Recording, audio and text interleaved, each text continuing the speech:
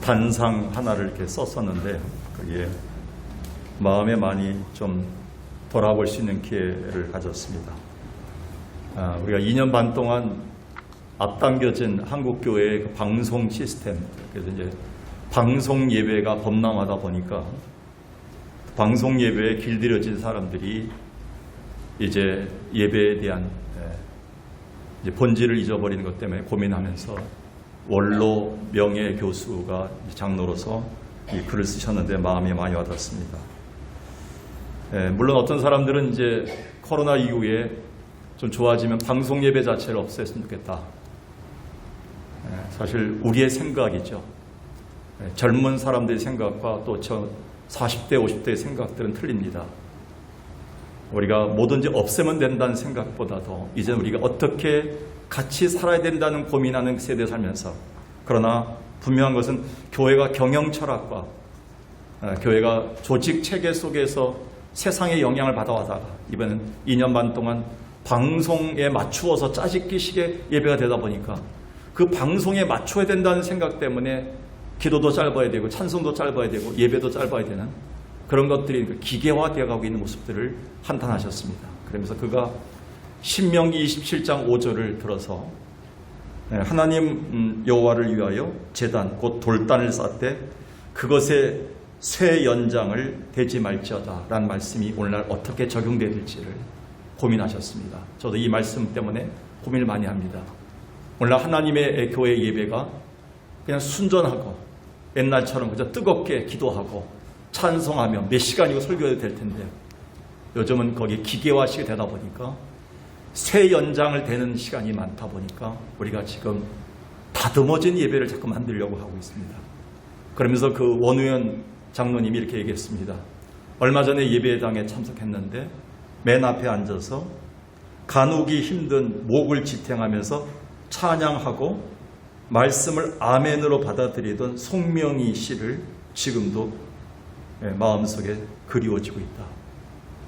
그 장로님 나가시는 교회에 송명희 시인이 나오는데 가누기 힘든 몸으로 맨 앞에 앉아갖고 그래도 아멘 아멘 하고 땀 뻘뻘 흘리면서 찬양하고 있는 모습을 보면서 이게 우리가 회복해야 될 산제사가 아닌가 라고 했습니다. 방송 예배를 드려야 되느냐, 언제까지 드려야 되냐, 왜 이런 예배를 드려야 되냐, 언제 오후 예배가 있어야 되냐, 언제 우리가 해야 되냐, 여러 가지 생각들이 있습니다. 당회원들도 기도하고 있고 우리가 많이 고민하고 있습니다. 어떻게든지 우리가 편한 예배를 드리려고도 노력하고 있습니다. 그러나 산제사를 회복하는 일은 별다르다고 생각합니다. 우리가 하나님 앞에 좀 편한 것보다, 좀 시원한 것보다, 좀 괜찮은 것보다는 우리가 제대로 된 하나님을 집중할 수 있는 예배가 회복되지 않는가라는 생각을 가지면서 산제사의 의미를 생각하면서 제가 여러분들에게 5분 정도, 한 4분 정도 시간을 할애해서 말씀을 드렸습니다. 기도의 성자로 알려진 조지 물러는 이런 얘기를 했습니다. 이 세상에서 단 하나의 빈곤이 있는데 그것은 기도의 빈곤이다. 그는 젊은 시절에 아버지의 호주머니에서 돈을 훔치는 좀도둑이었습니다. 술과 도박에 빠져 살았던 그런 사였습니다. 그런데 그가 그리스도인으로 거듭난 이후에 모든 기적과 풍요는 사람이 아니라 하나님으로부터 온다는 사실을 깨닫고 그는 맨몸으로 영국 브리스톨의 애슐리 타운의 고아원을 설립해서 66년 동안 15만 명의 고아들을 돌보는 풍요의 기적을 만든 사람입니다. 그래서 홍일권 목사님이 쓰신 5만 번 응답받은 뮬러의 기도 비밀이라는 책에서 조지 물러 목사님은 66년 동안 15만 명의 고아를 5만 번의 기도를 통해서 응답을 통해서 하나님의 풍요를 경험했다. 그런데 조지 물러 목사님의 기도 원칙이 하나 있습니다. 그건 뭐냐면 축복의 모든 권한은 전능하신 하나님께만 있는데 우리가 끊임없이 하나님께 기도할 때만이 빈곤의 상황을 풍요로 바꿀 수 있다. 이런 기도 원칙을 갖고 날마다 빈곤의 시대에 하나님께 풍요를 받았습니다. 이게 우리 차례죠. 지금 우리는 어느 때보다 극심한 빈곤의 시대를 살고 있습니다. 요즘 사회학자들이 아주 보기 좋은 말로 이렇게 얘기합니다. 풍요 속의 빈곤이다. 우리 한국교회가 지금 그런 시대를 살고 있습니다. 최고의 지식과 최상의 삶의 질을 누리고 있는 이 시대에 우리는 우리의 모든 것들이 다 사라지고 평안과 기쁨과 모든 것이 정의로울 줄 알았는데 장로님이 기도하셨듯이 온갖 범죄들과 사회 부조리 그리고 정신적 질병이 최악의 상황을 지금 달하고 있습니다. 가장 마음 아픈 것은 코로나 사태를 우리가 경험하면서 한국교회 말로 풍요 속의 빈곤을 경험하고 있습니다. 그리고 사회 위기들 앞에서 교회가 제대로 대처하지 못하는 선한 영향력을 발휘하지 못해서 교회가 마치 무기력한 것처럼 지금 보여주고 있습니다. 우리 기독교가 진짜 그런가요? 우리가 믿는 하나님이 그렇게 빈곤한가요? 그렇게 무기력한가요? 아니오시다. 요한복음 10장 9절과 10절은 이렇게 얘기합니다. 나는 문이다. 누구든지 나를 통해서 들어가며 나가며 꼴을 먹을 것이다. 그러면서 10절에 도둑이 온 것은 도둑질하고 죽이고 멸망시키는 것이지만 내가 이 땅에 온 것은 양으로 생명을 얻게 하고 거기서 끝나지 않습니다. 더 풍성하게 얻게 하렵니다. 근데 우리는 왜 빈곤한가요? 어디서부터 문제가 생겼나요? 이런 풍성한 하나님을 모시고 살면서도 빈곤의 시대에 허덕이고 선한 영향력을 풍성하게 이 사회에 미치지 못하고 있나요? 솔직해지십시다. 좀 솔직해지면요. 그것은 우리의 빈곤함을 채우는 기도를 우리가 점점 이뤄가고 있기 때문에 정작 풍성한 하늘의 생명과 양식을 채우는 기도를 우리가 놓치고 있기 때문입니다. 우리가 알다시피 한국교회 부흥과 성장의 원동력은 전국 각지 교회의 새벽 종소리에서 시작됐습니다. 또한 수요 기도회와 철야 기도회부터 시작했습니다. 하지만 불과 몇 년 사이에 한국 교회와 우리 안에는 이 기도 소리가 제대로 들리지 않습니다. 제가 일주일 내내 이 교회에서 밤늦게까지 있어도 예배당에서 기도하는 소리가 들리지 않습니다. 대신 온갖 말들이 많습니다. 온갖 주장들이 많습니다. 온갖 생각들이 난무합니다. 화려한 설교들이 많습니다. 간증자들의 자랑들이 많습니다. 즉 우리의 빈약함의 위기 앞에서 주님 앞에 바싹 엎드리는 자들보다 사람을 찾고 방법을 찾고 동분서주하는 자들로 하나님의 교회가 너무 혼란스럽다는 것입니다. 그런 가운데 혹자는 또 이렇게 얘기합니다. 목사님, 너무 먹고 살기 힘들고 바빠요. 너무 정신없어요. 기도를 어떻게 해요? 하지만 명심해야 됩니다. 그 누구보다 종교개혁운동에 분주했던 마르틴 루터는 이렇게 말했습니다. 요즘 나는 너무 바쁘다. 그래서 하루 3시간은 기도해야겠다. 만약 내가 하루 1시간조차 기도하지 않는다면 그날의 승리는 마귀에게 돌아가기 때문이다. 그런 의미에서 오늘 본문은 우리에게 아주 소중한 교훈을 안겨줍니다. 오늘 본문은 예수님의 공생애가 시작하기 전 첫날 요단강에서 기도하시고 요한에게 세례받으시는 장면을 시작합니다. 그런데 그때 하늘이 열리고 성령이 비둘기 같은 형체로 임하면서 예수를 하나님의 아들로 인정하시고 기뻐하시는 하나님의 음성이 들려옵니다. 이 장면을 묵상해 보면 정말 가슴 벅차고 웅장한 장면이 아닐 수 없습니다. 우린 여기서 빈곤의 시대를 살고 있는 우리가 이 풍요를 다시 회복할 수 있는 길이 무엇인가? 또 우리가 이렇게 힘든 상황임에도 그럼에도 우리가 오늘도 엎드려 기도하는 이유가 무엇인가? 그 대답을 찾을 수 있을 것입니다. 오늘 본문에 들어가서 그렇다면 지금 우리가 빈곤의 시대를 살면서도 그럼에도 기도로 바싹 엎드려야 될 이유가 무엇인가? 첫 번째는요. 오늘 2가지를 말씀드리겠습니다. 하늘문을 열어야 살기 때문입니다. 우리가 하늘문이 열리지 않으면 우리는 죽습니다. 하늘문이 열려야 가족들이 살고 직장이 살고 내 삶이 살 수 있습니다.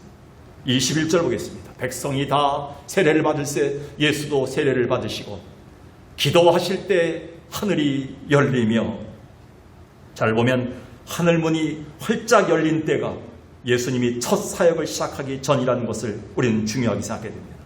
곧 하나님 나라 사역은 하늘문을 먼저 열어야 가능하다는 것입니다. 하늘이 열려야 우리 하나님의 영광을 보며 그 풍성한 영광의 빛으로 성령의 임재와 충만함을 경험하고 그제서야 비로소 하나님의 교회와 우리를 통한 생명 회복 사역이 진행되기 때문입니다. 그래서 말씀 사역자들이 설교 메시지를 준비하는 시간보다 하늘문을 열고 성령 충만함을 경험하는 기도 시간을 더 많이 갖는 이유가 이것일 것입니다. 이것은 예배에서 대표 기도하는 분들이나 찬양하는 분들이나 교회에서 안내하고 교회에서 여러 가지로 섬기는 모든 것들에 대한 적용되는 공통된 원리입니다. 어느 때는 집에 돌아가서 쉬고 싶을 때가 많습니다. 그러나 토요일날 밤늦게까지, 어느 날은 새벽이 지나는 그 시간까지도 집을 향한 발걸음이 향하지 않을 때가 많습니다. 하늘문이 열리지 않고 어떻게 말씀을 전할 수 있을까 때문에 고민할 때가 많습니다.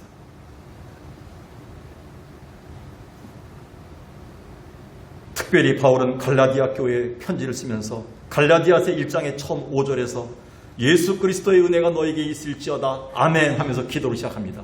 그리고 갈라디아서를 마치는 갈라디아서 6장 18절에서 예수 그리스도의 은혜가 너희 심령 모두에게 있을지어다 아멘으로 끝납니다.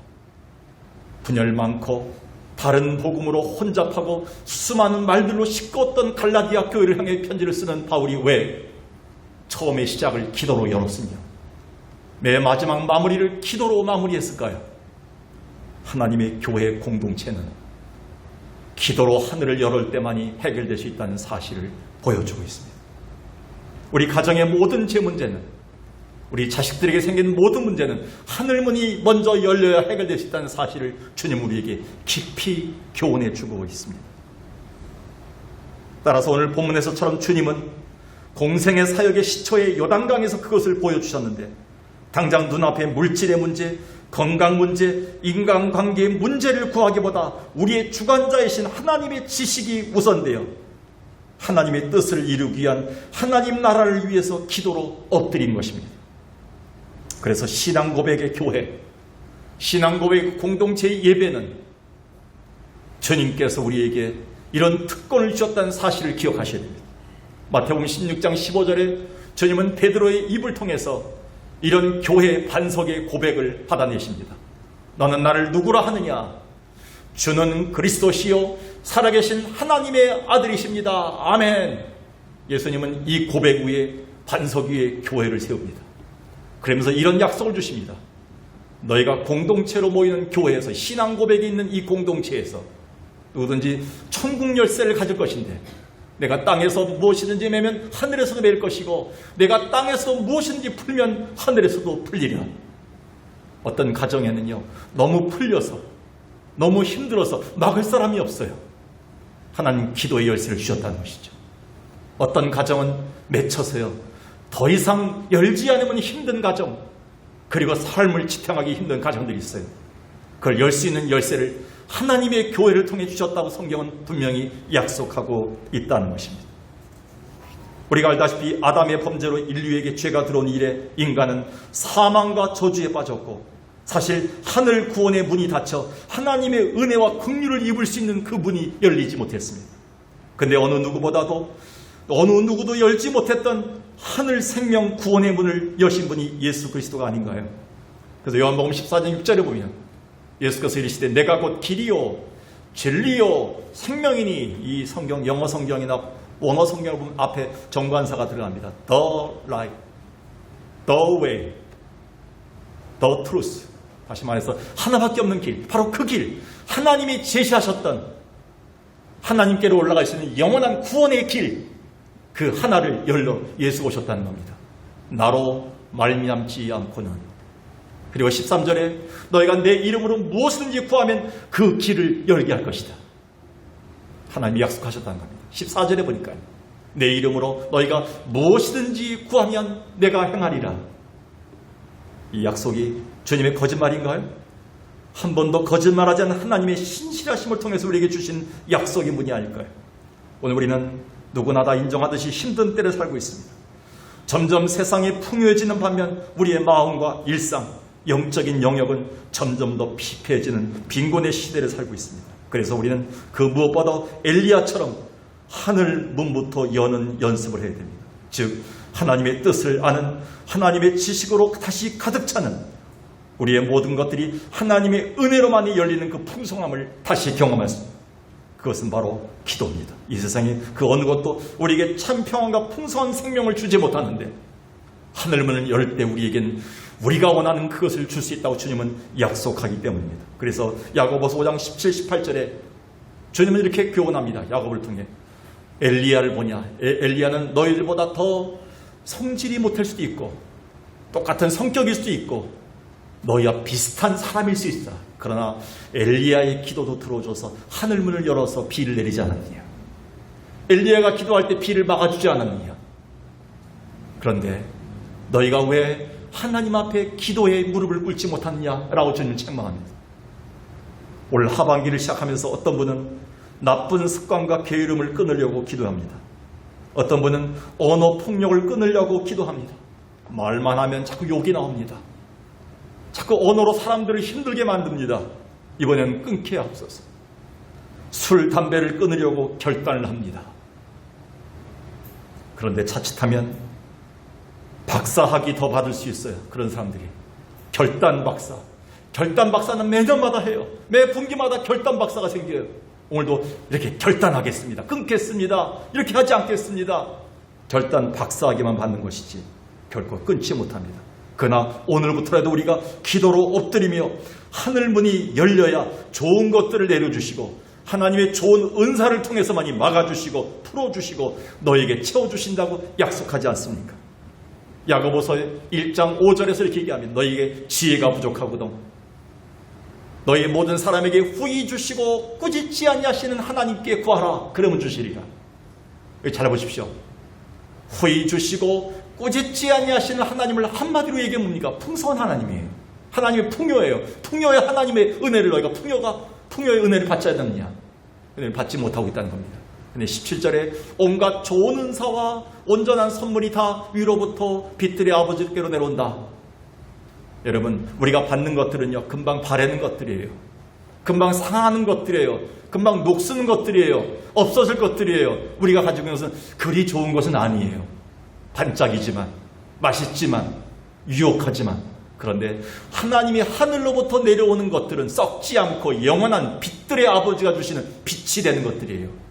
이거를 칼빈은 바로 하나님의 특별한 은총의 선물이다 이렇게 얘기했어요. 그게 뭔지는 우리는 몰라요. 우리는 살면서 이것을 경험할 때가 많아요. 우리가 눈 감기 전에 하나님만이 줄 수 있는, 우리 자식들에게 줄 수 있는, 하나님만이 우리 남편에 줄 수 있는, 우리 하나님만이 우리 가정에 줄 수 있는 이 좋은 은사, 좋은 것들을 우리는 경험하고 가야 돼요. 그러기 위해서 오늘부터 우리는 다시 한번 힘든 때를 살지만, 너무 기도하기 힘든 때지만 그럼에도 기도로 엎드려 하늘문을 여는 자 되길 주의 이름으로 간절히 축원합니다. 마지막 두 번째는요, 하나님의 거룩한 뜻에 순종해야 하기 때문입니다. 오늘 말씀 본문에서 가장 궁금한 것이 있다면 왜 죄 없으신 예수님이 죄 씻음의 상징인 세례를 사람들과 같이 동일하게 받으시고 굳이 기도까지 하셨나, 이 문제입니다.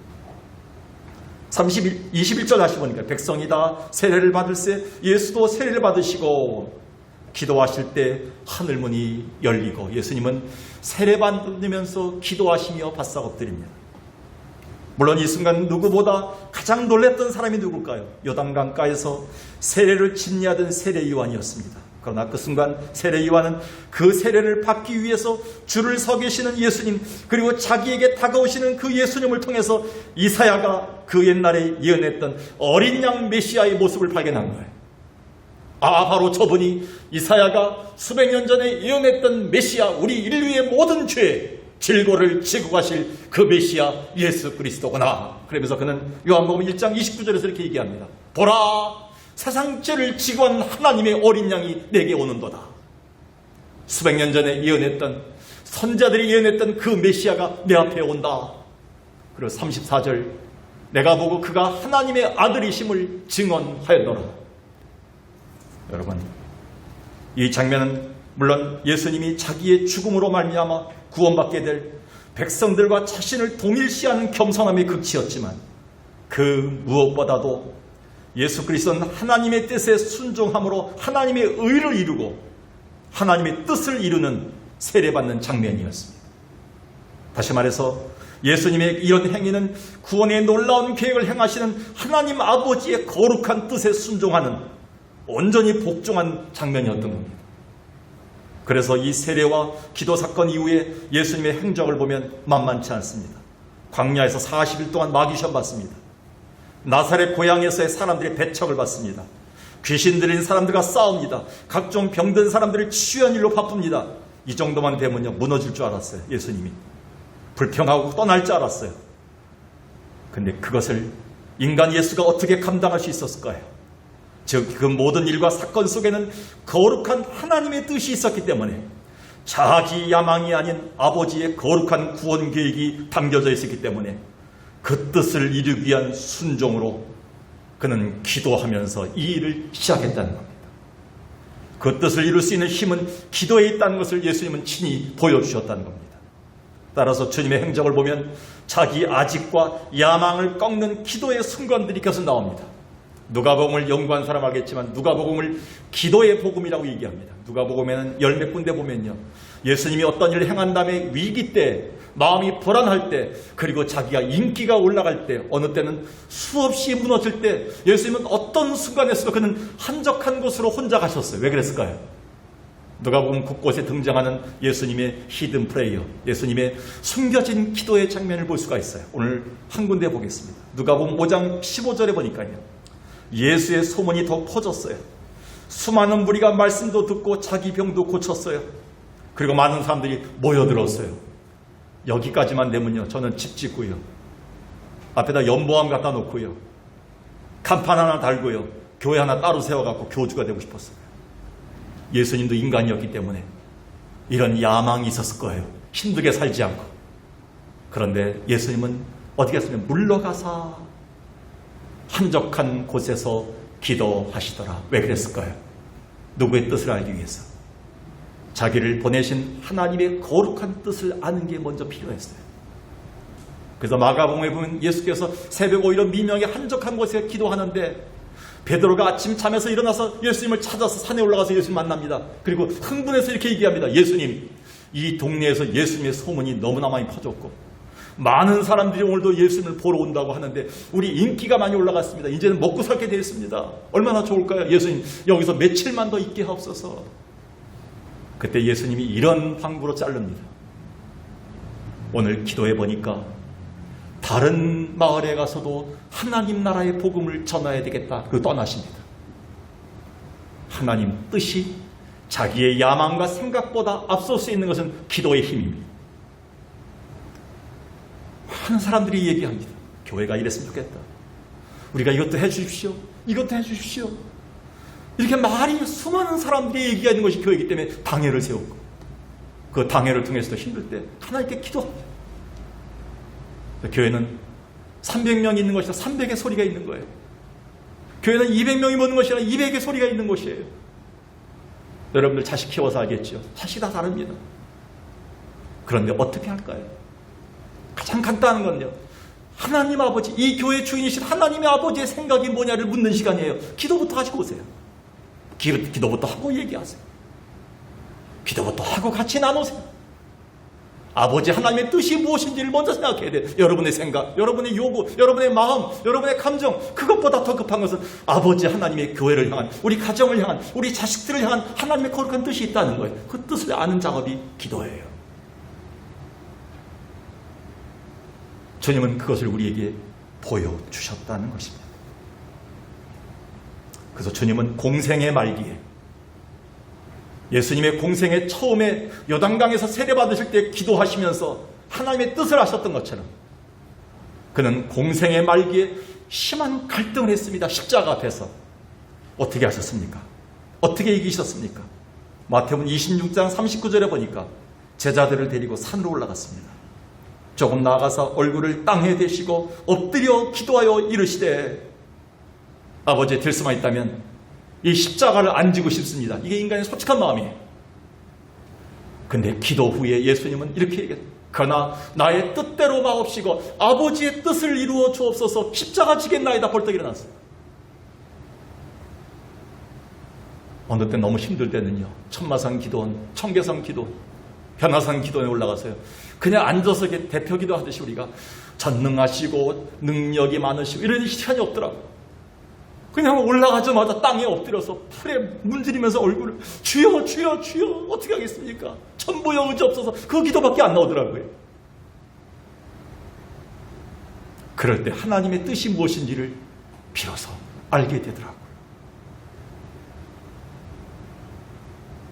저는 오늘 성경을 보면서요, 성경을 계속 보면서 하나님이 예수님의 이 모습에 반응하신 장면이에요. 이 말을 한마디 말해서 하나님의 격한 반응을 보셨다. 하나님 아버지의 거룩한 뜻을 이루기 위해서 성자 예수가 엎드려 자기의 욕심과 정욕을 꺾는 이 모습을 보았던 성부 하나님은 크게 기뻐하시면서 사랑의 음성을 들려주신 장면이에요. 오늘 여기에 여러분 아시겠지만 22절 아닙니까? 하늘로부터 소리가 나기를 너는 내 사랑하는 아들이라 내가 너를 기뻐하노라 하시니라. 이 음성을 옛날에 일본의 유명한 오타 목사님이란 분이 하나님이 주신 3A다, 3A다 이렇게 정의했어요. 우리도 가끔 힘들 때마다 이 3A를 즐겨야지만 회복할 수 있다. 하나님은 예수 그리스도의 자기의 뜻에 순종하기 위해서 엎드리고 세례받는 예수의 겸손하신 모습을 보시고 확증해 주셨어요. 너는 내 사랑하는 아들이다. 내가 기뻐한다. 받아주셨어요. acceptance. acceptation 받아주셨어요. 그리고 affection 사랑해 주셨어요. 사랑의 애증을 보여주셨어요. 그리고 확언해 주셨어요. 너는 됐다. 이제 내가 널 인정한다. 오늘도 하나님 힘든 때를 살지만 여러분이 어려운 때를 살지만 자식의 문제를 안고 교회 문제를 안고 여러분의 육신의 문제를 안고 바싹 엎드려 하나님께 기도하는 여러분을 하나님 기뻐하시고 확증하시고 사랑으로 받아주시고 여러분을 기뻐하실 줄로 믿습니다. 이게 하나님의 격한 반응이에요. 하나님이 가장 크게 반응하신 장면이 우리가 기도할 때예요. 여러분 말하기 전에 설교하기 전에 찬양하기 전에 우리가 하나님 앞에 교회 봉사하기 전에 먼저 하나님 앞에 엎드리는 시간을 많이 갖기를 주님 바라서 내 뜻과 내 생각과 내 자랑이 아닌 하나님의 뜻이 거룩한 뜻이 이루어지기를 원하고 계신다는 것입니다. 저는 그런 면에서 비록 캐톨릭 신자지만 인도에서 자기의 생애를 마쳤던 인도 고아의 어머니였던 테레사 수녀가 했던 기도에 대한 정의가 늘 마음에 새겨져 있습니다. 제가 신학을 공부하고 지금까지 목회 생활하면서 가장 기도의 정의를 잘 내린 분이 이 테레사라고 생각해요. 그는 이렇게 얘기했습니다. 기도란 하나님으로 내 마음을 채워나가는 과정이다. 사실 기도의 시간이 적으면요, 내 생각, 내 뜻, 내 감정이 굉장히 많아요. 내 고집이 굉장히 많아요. 여러분 왜 집에서 우라가 생깁니까? 왜 부부싸움이 생깁니까? 왜 자식과 다툼이 생깁니까? 왜 교회 안에서 자꾸 마음이 불안합니까? 왜 불평스럽습니까? 내 생각, 내 고집대로, 내 의견대로 안 되기 때문에 힘들 때가 많아요. 자식들이 못 알아줄 때, 남편이 못 알아줄 때, 아내가 못 알아줄 때 힘들어요. 근데 그것보다 하나님의 뜻을 이루기 위해서 고민하셔야 됩니다. 우리가 아버지가 뭘 원하시는가? 기도란 하면 할수록 하나님의 마음, 하나님의 감정, 하나님의 심정, 하나님의 그 계획, 하나님의 뜻을 알아나가는 과정이 돼요. 어느새 내가 다 빠져나가고 하나님의 마음, 하나님의 지식이 나를 채우는 것이 기도다. 그래서 주님의 뜻을 이루어갈 수 있다는 것이죠. 그래서 이런 때일수록 우리 교회와 가정 그리고 나를 향한 하나님의 뜻을 구하고 그 뜻에 순종하는 기도를 우리는 시작해야만 합니다. 오늘도 우리는 시험과 분노를 갖고 이곳에 왔습니다. 호락호락하지 않습니다. 세상이. 예배 잘 드리려고 왔지만 또 분노가 생깁니다. 또 시험거리가 있습니다. 또 마음이 무너집니다. 제가 예배당 설교하러 올라오기 전까지 얼마나 많은 감정들이 교체되는지 몰라요. 얼마나 많은 사건들이 오가는지 몰라요. 그럴 때마다 하나님께 기도하면서도 제 방에서 많이 요동칠 때가 많아요.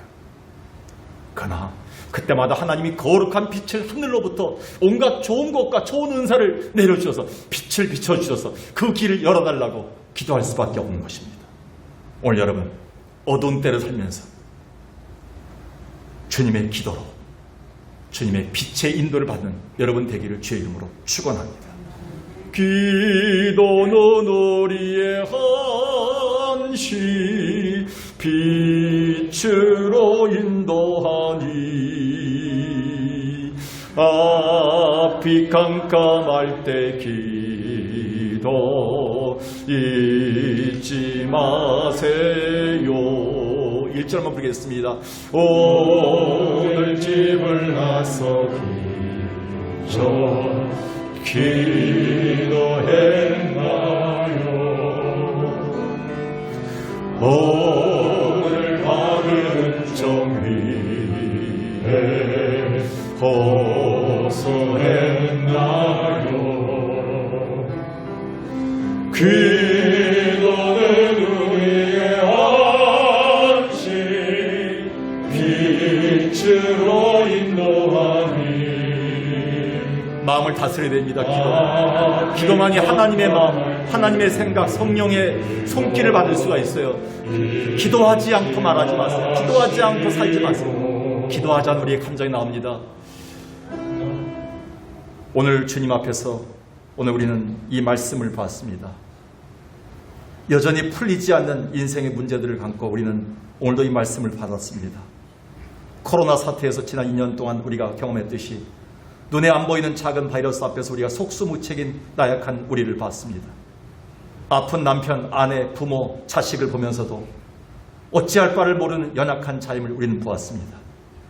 교회의 미래 또한 전혀 예상하지 못한 때에 살면서 오늘도 우리는 막막할 뿐입니다. 그러나 정작 더 큰 문제는 지금이라도 우리가 기도로 엎드리면 문이 열린다는 걸 알면서도 기도의 자리에는 당장 내일부터 지금부터 가지 않는다는 사실입니다. 그것은 뭔가 마음이 자꾸 분주하고 불안하고 결국 마귀가 그것을 방해하기 때문입니다. 코로나 시국이 점점 우리를 그렇게 만들어가고 편한 길로 계속 인도해 가고 있습니다. 그럼에도 우리는 지금부터 엎드려야 됩니다. 그래야 삽니다. 그 옛날 예레미야가 우리에게 이렇게 약속했던 약속이 한 사람의 약속이 아닌 하나님의 약속임을 우리는 기억해야 됩니다. 예레미야는 그 어려운 때를 살면서 예레미야 29장에서 이렇게 약속합니다. 너희가 내게 부르짖으라. 내게 와서 기도하면 내가 너희의 기도를 들을 것이요 너희가 온 마음으로 나를 구하면 나를 찾을 것이다. 나를 만날 것이다. 그리고 33장에 가서 이렇게 얘기합니다. 나는 이를 행하는 하나님. 어떤 뜻입니까? 우리가 기도했던 것들을 응답해 주시는 그 일을 행하는, 그 일을 만드시는 하나님이다, 이렇게 얘기합니다. 여러분, 기도하는 게 어디 멀리 간 게 아니에요. 기도하고 땅에 떨어져서 없어지는 게, 썩어서 없어지는 게 아니에요. 여러분, 우리가 기도한 것들 하나님 하나하나 다 주어서 다 들으신 다음에 그 일을 응답을 만드실 줄로 믿습니다. 그 하나님께서 성취하시는 하나님이다. 내게 부르짖으라. 알고 너희가 모를 그 은밀한 일을 내가 행할 것이다. 오늘 빈곤의 때를 살면서 기도로 엎드려 하늘을 열고 하나님의 거룩한 뜻에 순종하는 자 되기를 주의 이름으로 간절히 축원합니다. 살아계신 아버지 하나님,